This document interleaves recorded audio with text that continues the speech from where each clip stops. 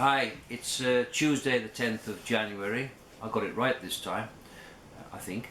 And this, as the title says, this clip or clips is about fitting a wood-burning stove, as we refer to them in Bulgaria, a Petchka, in the container house. This is the first time that some of you will have seen, I think it is the very first time that any of you will have seen any shots about the container house, and I apologize for that because I'm at least 1 year behind in uploading the clips from the time we made the foundations, how we made the foundations, to the house being delivered, put into location, the additional building work that we did in front of it, around it, how we furnished it. However, we're now in January 2017, and Timo and his girlfriend Eva decided to move into this container house because the caravan is about 9 square meters and this is something 27 square meters, and it is self-contained. It has its own toilet and shower. You don't have to go walking out in this deep snow and freezing cold every time they want to use the amenities. But when Timo came in here this morning, it was -6 inside of this container house, so obviously it's not possible to live without some form of heating. So I'll now phase out a little bit and swing around and just explain what we're attempting to do and how we're attempting to do it. Okay, hopefully the acoustics in this house are fine. You should be able to hear me okay. We're not out in the wind. So yesterday Timo battled through the snow because our village has suffered a lot of snow. There is one lane open. Went to Carnabat and chose this Petchka from the company called Zvezda, which I understand means a star in English. It's a Bulgarian made Petchka. How many kilowatts? 8 kilowatts, and hopefully it's going to be powerful enough to heat this house, but it's you know, just you have to test it first and see how it goes. We can always add an extra radiator on the top of it if it's not warm enough. Anyway, the main problem is with anything like with the caravan, which has already been done, Petchka's been put in there. This is a metal structure as opposed to a lightweight caravan. It's a metal lattice framework. I'm probably going to negate the guarantee by cutting this hole through this wall, but what to do? The point is that first of all we need to know exactly where this metal structure is, which they don't give you a plan of. It's like a, you know, a company secret, and therefore we had to use a little hand metal detector. You could use a magnet, but the hand metal detector, especially for pipes and electricity cables, very useful little tool, not expensive. So Timo has identified where this metal pipes are. They're not pipes, they're probably square. And then of course on top of that, on the inside of it here is some very cheap laminate, some plastic cladding, whatever you want to call it. And on the outside of it will be this sandwich, this insulation pressed between metal, but I don't remember the thickness of it because this was an off-the-shelf container house, and I didn't have it. If I'd had it built to order, I could have asked for extra insulation, but my plan wasn't originally for this to be used during the winter. Now the plan's changed. We have to make the most we can do, best we can do, sorry. So I don't know what you can see here. I don't see very clearly. I'm going to zoom in. You can see that marked out on the outsides where this metal structure is, on top, bottom, left side and right side, and measured where this pipe from this Petchka should go through onto the north side outside the house. First we're going to just put some very small test holes in there to ensure that we have got everything correct, and if, as it should be to plan, next stage will be to cut it out. So until some action takes place, there's nothing else to show, so I'll phase out, fade out and fade back in when we've got something to show. Thanks. So just Timo just cut a hole through it, and we can see now that it's plastic laminate on the inside, and it's also plastic on the outside, but at least there's about 5 centimeters, 50 millimeters of insulation, what I didn't say earlier, which I should say, of course. The most important element of this installation is that we are fireproof, that we don't set fire to anything. So we're going to use a lot of aluminium sheets with special fireproof materials in them, and we have to do the same in this hole, because obviously this is where the heat from the pipe is, the exhaust pipe, for want of a better, the chimney pipe, whatever you want to call it, goes out. So we really have to be careful with that, because you don't want to wake up dead, as I always say, from fumes from these plastics if they start to smolder or catch fire. I have no idea, to be honest, about the insulation, whether it's fireproof or not. I didn't ask the manufacturer because it never entered my head to do so, but I will find out. Okay.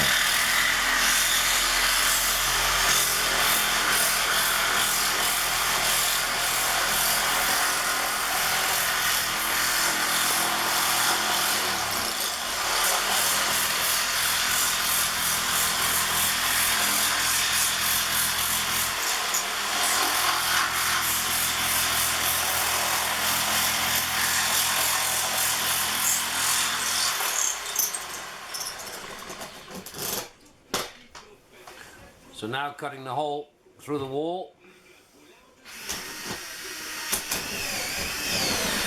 and it's going to be cold because this is not the ideal weather for doing this job. As soon as this panel comes out, we're going to be exposed to the north wind, which is blowing gales and blowing snow. So we're going to try to work as quickly as possible.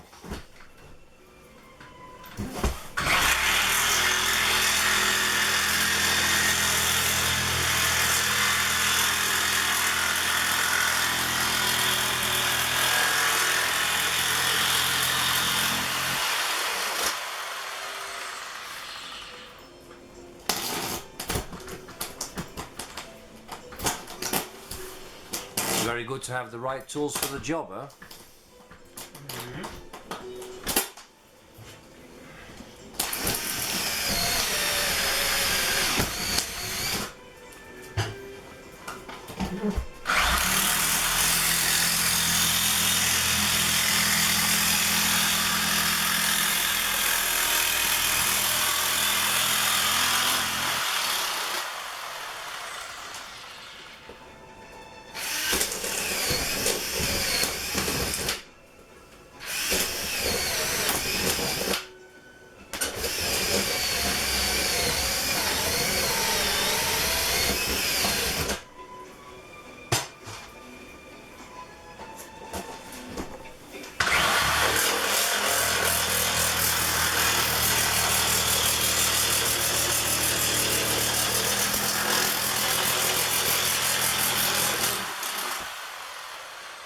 Maybe we should go into the bank robbing business and opening safes. Possibly. Okay, get ready for the cold snow to come in. Here we go. Daylight and snow. Don't we just love the winter weather in Bulgaria?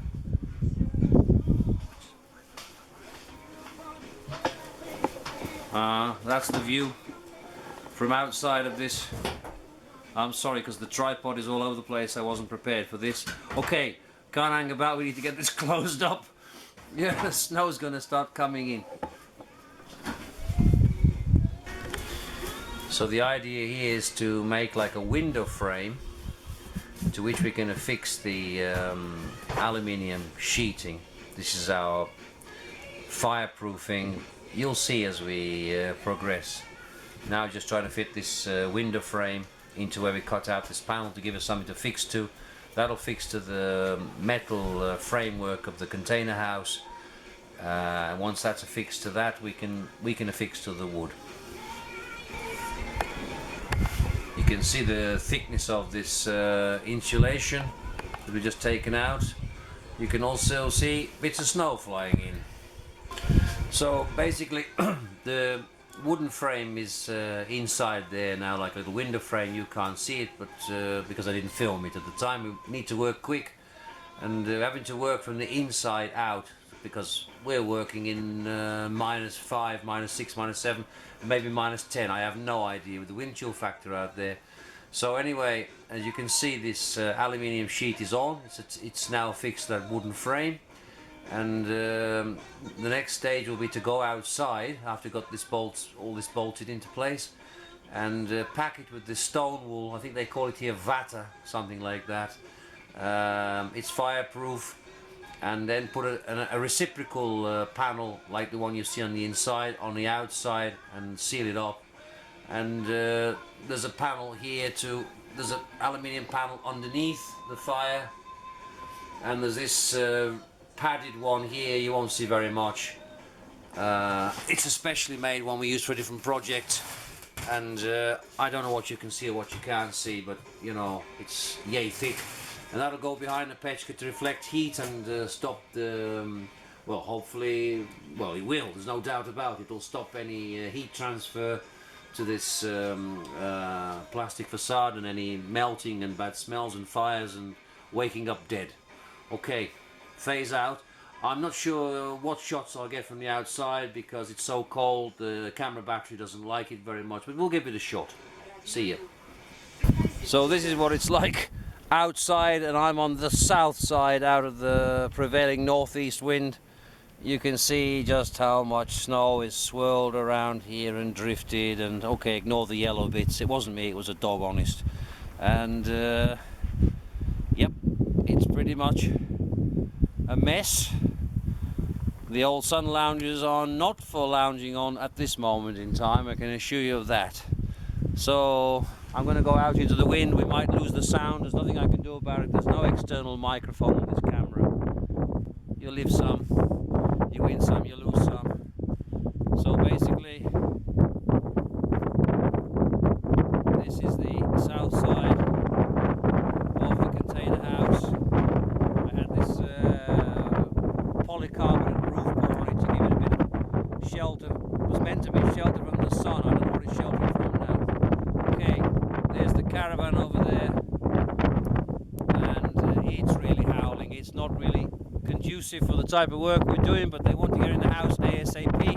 You might not even be able to see anything, let alone hear anything when the snow comes onto the lens. We are drifting, really drifting.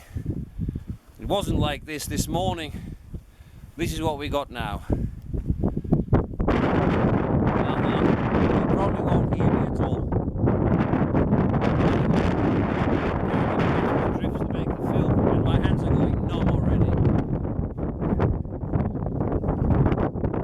So, pushing this stone wall in, packing it in as tightly as possible to seal it. Oh, sorry, but my hands are going numb. Sounds like this when you find out how many hands that they were recording to the screen I am. Look at the ice build-up on the wall here.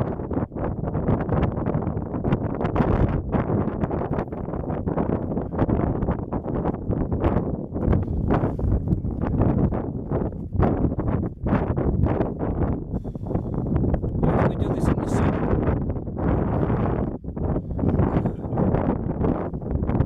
I had this walls built. Actually, Timo did some work on them on the outside, because I have a plan to put a live hedge in here to shield it from this north wind, but I didn't manage. They also want to be in the film. The guard dogs. The guard dogs. Hey! Hey! Yes. Always need a cameo appearance by the dogs. Okay, hopefully you get the picture of what we're trying to do. It's just too cold to hold this camera without gloves on. We'll put this aluminium plate on the top and fix it, and then it'll be to put the other pipes, the vertical pipes, and fix those, and then we can have a test lighting of the